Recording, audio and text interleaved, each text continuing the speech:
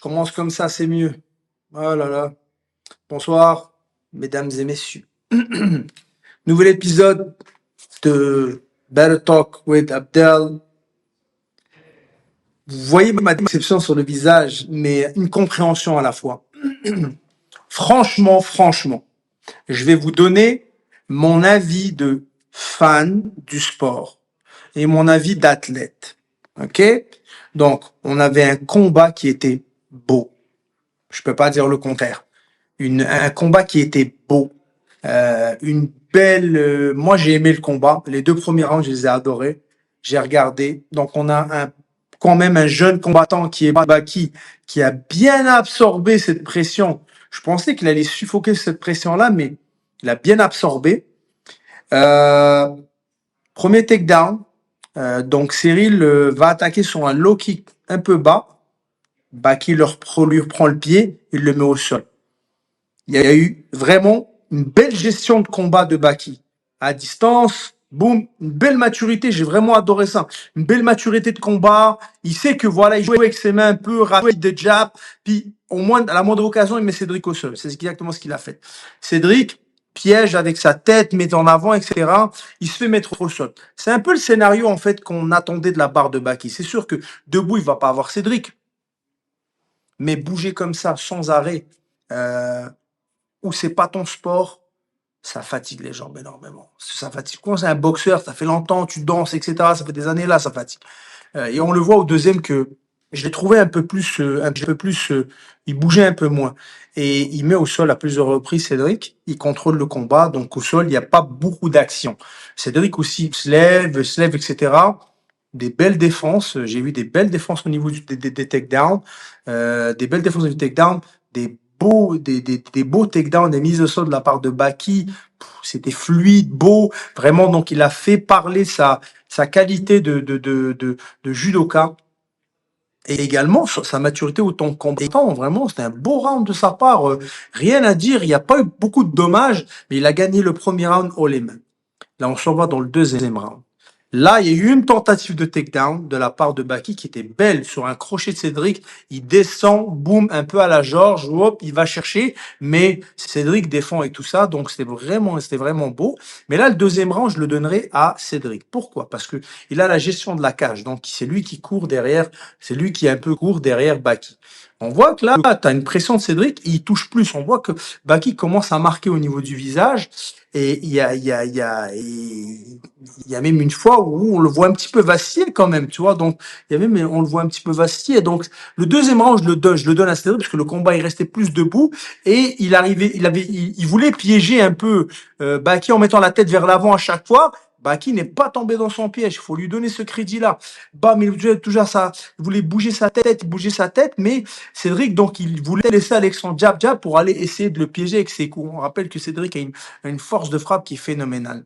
Donc, jusqu'à là, le plan de l'un ou de l'autre fonctionne. Donc, plus du côté de Baki, parce que Baki, il voulait faire durer le combat. Il sait que pourra pas mettre Cédric au sol. Et attention, tout est possible.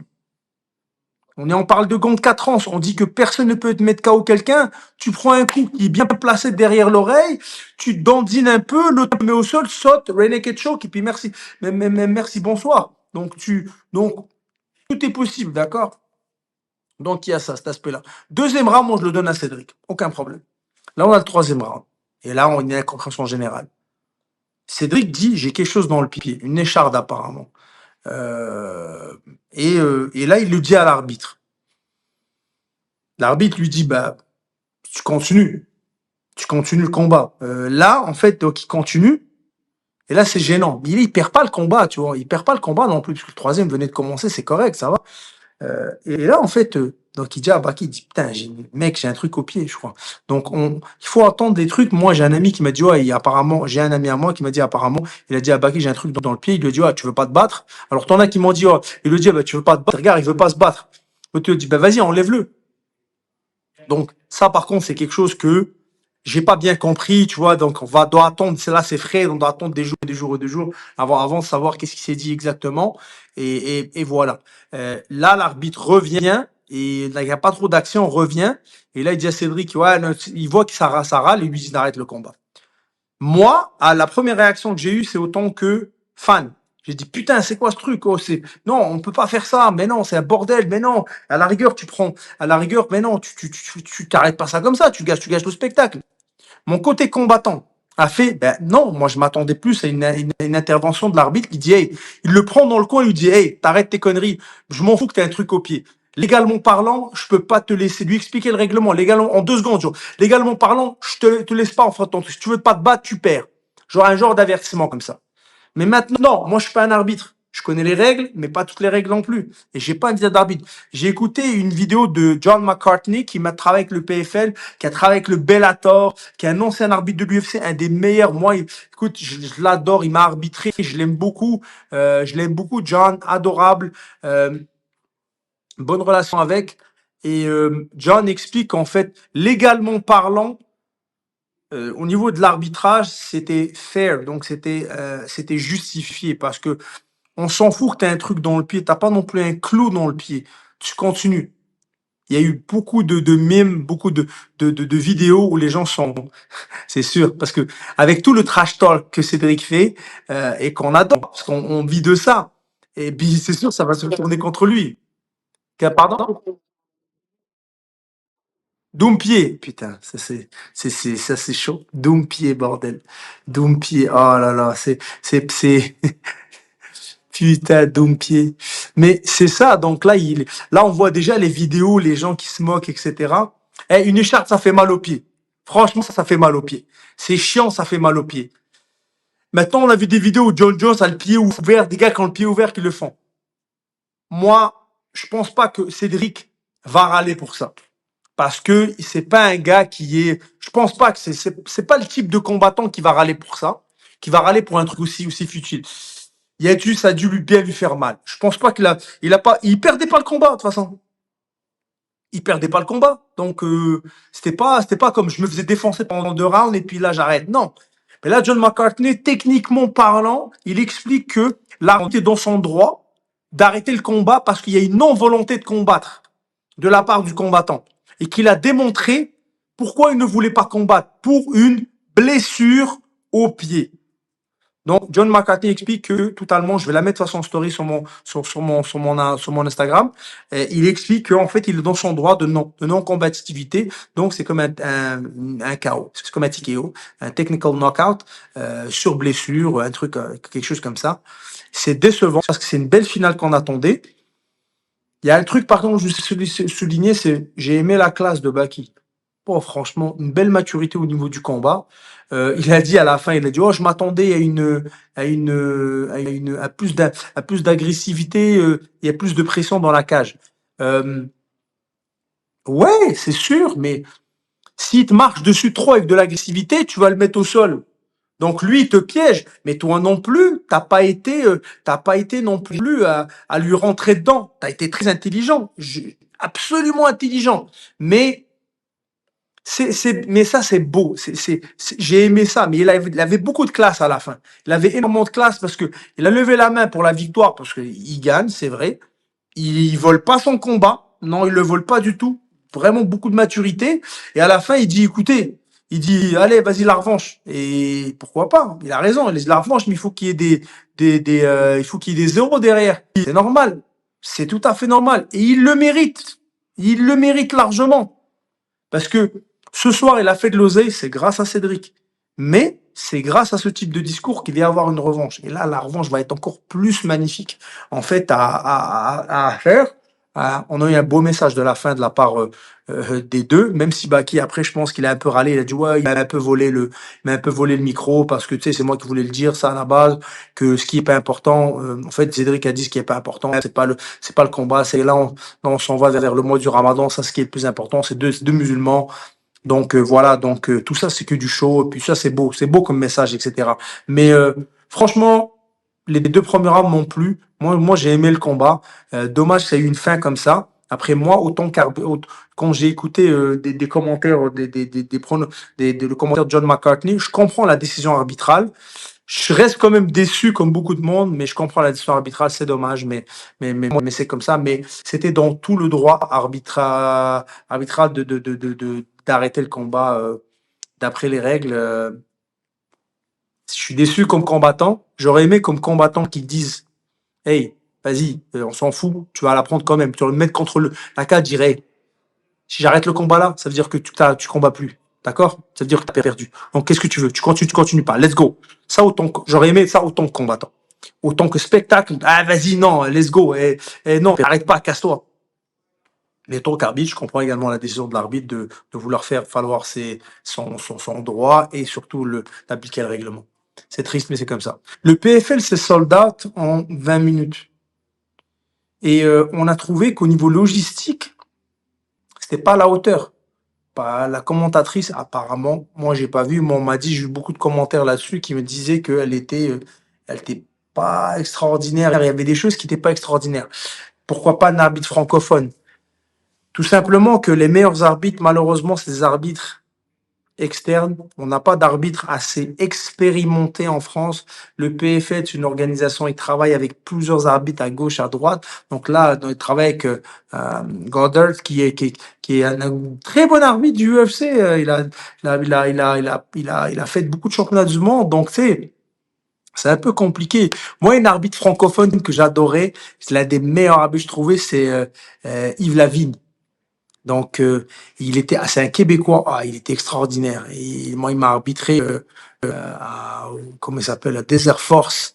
Il a arbitré Georges, il a arbitré beaucoup de combattants des gros championnats du monde et lui était magnifique, c'est vraiment puis smart, vraiment une personne très très intelligente. Je l'aime beaucoup et c'est c'est là. Je pense pas que la France encore a, a la logistique nécessaire pour le MMA. Pour le MMA à ce niveau-là. Et ça va l'être, c'est sûr certain, ça va l'être, mais pour le moment, c'est que le sport vient juste d'être légalisé, c'est peu de temps. Donc ils vont vite, vite, vite, vite. Mais malheureusement, ces arbitres-là, ça fait longtemps qu'ils font ça. Donc il faut que ça se rôde aussi, tu vois. Il faut que ça se rôde, il faut qu'ils travaillent, il faut qu'ils fassent des ci, des ça.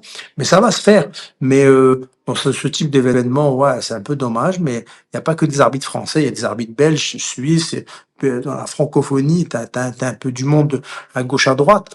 Il va même avoir des arbitres comme francophones qui vivent aux États-Unis. Donc, il faut que la logistique suit.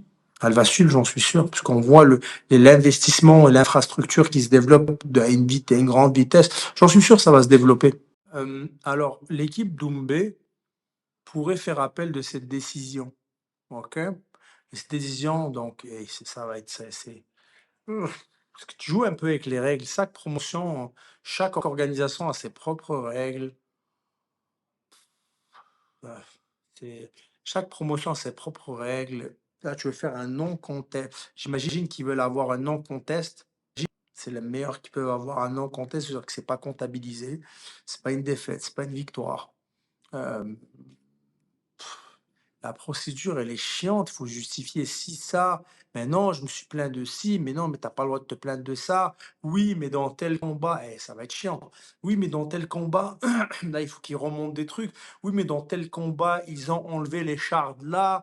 Dans tel truc, ils ont enlevé ça. Dans tel combat, ils ont enlevé le truc. Lui, il va dire, ouais, mais dans tel combat, le gars, le pied ouvert, ils l'ont laissé comme ça. Mais est-ce que c'était bon pour la santé? Non. Il y a un truc que je peux dire, c'est que quand tu combats à ce niveau-là, c'est pas que les combattants de ce niveau-là, c'est que c'est vrai qu'en face de toi, il y a Cédric Doumbé, qui est un combattant international, un des meilleurs kickboxeurs de sa génération. Et il se plaint pas, c'est pas un plaignard, donc il se plaint pas. C'est qu'un arbitre connaît un peu les combattants. Je vais donner un exemple. Je vais vous donner un exemple. J'ai un manager qui s'appelait Graham Hill. Graham Hill en Angleterre. Il fait un combat. Quand je boxais en pro, il fait un combat. Et lui, ce qu'il fait, c'est que à un moment donné, il fait un combat et puis il se fait mettre KO à la montre. Bam, bam, bam, bam, bam, il se fait comptabiliser. Nan, nan. Et trois countdowns dans un combat de boxe, tu dégages. Là, sur le niveau championnat du monde, là. Et à un moment donné, son coin jette l'éponge, et jette la serviette. L'arbitre prend la serviette, il la prend et la jette à l'extérieur. Et ça dit, when someone have a trust in you, when someone believe in you, when the ref believe in you. C'est-à-dire que si quelqu'un croit en toi, si l'arbitre croit en toi, mais je te dis quoi? Que juste ce geste-là, je ne sais pas ce qui s'est passé, mais le gars qui était mon Samador Graham a gagné le combat par KO. Il est revenu, bam, bam, bam, bam, bam, bam, bam, bam, bam, il a gagné le combat par KO, c'est fou. Et que là où je veux dire avec cette petite anecdote, c'est que ça arrive dans certains championnats où en fait le gars croit en toi, où le gars, il croit, il sait qu'il a affaire, il sait que c'est un main event, il sait qu'il peut pas gâcher le combat comme ça. Parce qu'il gâche tout le show avec ça, en l'arrêtant le combat. C'est pas un combat de, de, de, de, de, de sous-carte, là. C'est un combat, le main event de toute la putain de soirée. Tu peux pas le gâcher pour ça. Et là, je trouve soit mon côté fan va dire, ah, mais tu l'as gâché. Et là, mon côté combattant va dire, oui, mais tu aurais pu lui dire, hey mec, si tu te plais encore pour ça, non, je l'enlèverai pas. Fait que tu as le choix. Ou j'arrête le combat ou tu combats. Qu'est-ce que tu fais? Là, Cédric va dire, non, non, je combat, c'est bon, il n'y a plus rien. Vas-y, c'est bon. Il va continuer jusqu'à la fin. Il reste encore quelques minutes. Mais je comprends le côté arbitral aussi. Mais voilà, quoi, tu vois, est-ce qu'il va avoir raison, il va pas avoir raison? Oh là là, ça va être juridique, j'imagine, je sais pas, j'en ai aucune idée.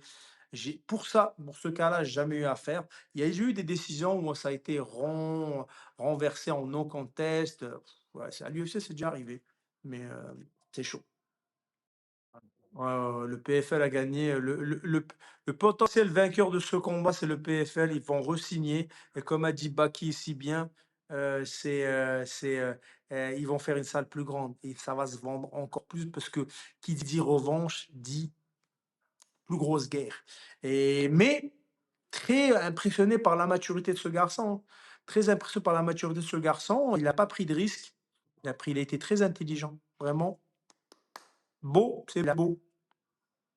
Les amis, voilà, c'était un recap de ça. On est un peu tous déçus, mais c'est comme ça. Mettez-moi en commentaire ce que vous en pensez. Il y aura dans les prochaines jours beaucoup de déceptions, pardon, de mimes, de vidéos drôles sur Cédric, et je pense qu'il va en prendre pour son grade. Mais c'est la vie, c'est comme ça. Et voilà, donc mettez-moi en commentaire ce que vous avez pensé de ce combat.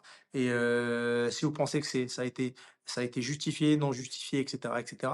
Et pourquoi pas, le prochain combat, qu'est-ce qui va se passer? N'oubliez pas, Joshua contre Ngannou et DSD contre Justin Poirier. À bientôt. Je te jure, elle me gratte depuis tout à l'heure.